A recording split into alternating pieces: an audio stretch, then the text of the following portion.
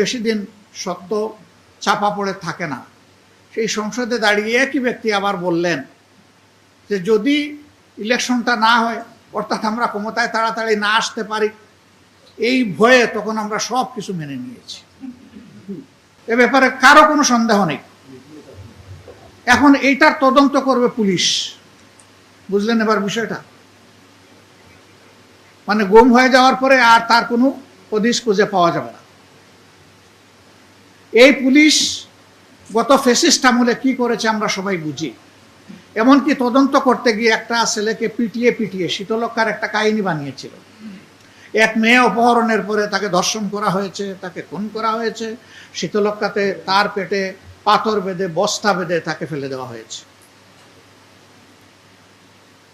তার এই স্বীকারোক্তিমূলক জবানবন্দি নেওয়ার মাত্র 17 দিনের মাথায় এই মেয়ে তার বাপের কাছে ফিরে আসলো। এখন এই পাথর বাঁধা মরে যাওয়া মেয়েটা আসলো কিভাবে?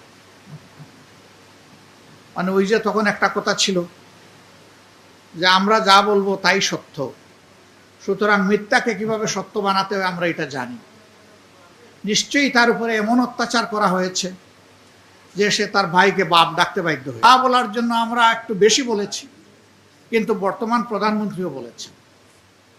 রংপুরের জনসভায় সেখানে গিয়ে আবেগ আপ্লুত হয়ে আবু সাইদকে সম্মানিত করতে গিয়ে তিনি বলেছিলেন যে গণভোটে আপনারা হা বলুন। আমরাও বললাম, তারাও বললেন, একমত হলাম গণভোটের রায় যদি হায়ের পক্ষে বিজয়ী হয় তাহলে যে দলই সরকার গঠন করবে বা জোট সরকার গঠন করবে তারা গণভোটের রায় বাস্তবায়নে বাধ্য থাকবে।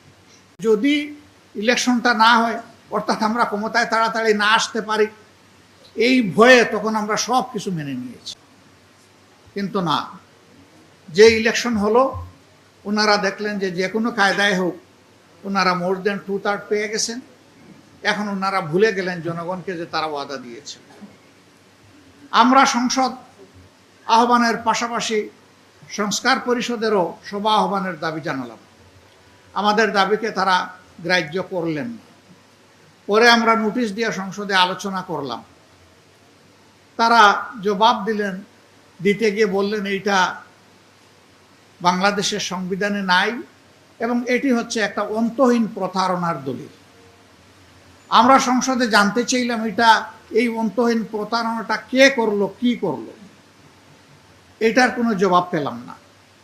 কিন্তু হলো তাহলে প্রতারণাটা কে করলো? এখানে দাঁড়িয়ে অনেকেই বলে গেছেন যদি প্রতারণা বলতে হয় তাইলে তারাই জাতির সাথে প্রতারণা করেছে।